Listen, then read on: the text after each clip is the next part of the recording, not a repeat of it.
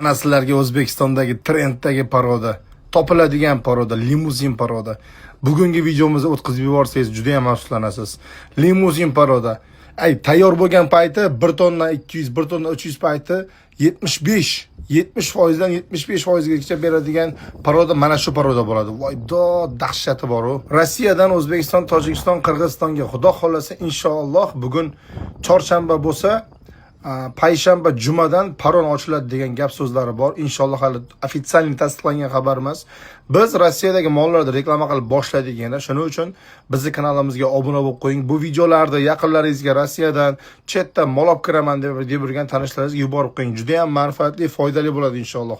4 oydan 7 oygacha bo'g'ozlari, ichida buqalari ham bor. Buqalari na plem sotiladi.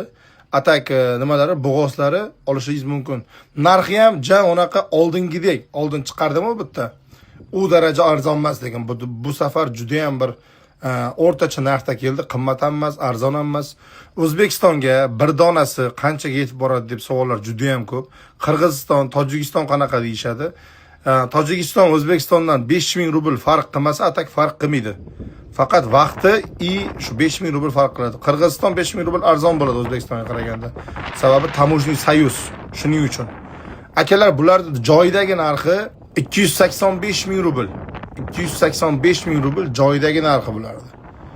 Har biriga 50 000 rubldan 55 000 rublgacha pul qo'shiladi. O'zbekistonga ishingizni oldigacha borishiga. Qimmatmi, arzonmi, kommentariyga fikringizni bildirib qo'ying. Limuzinning originallari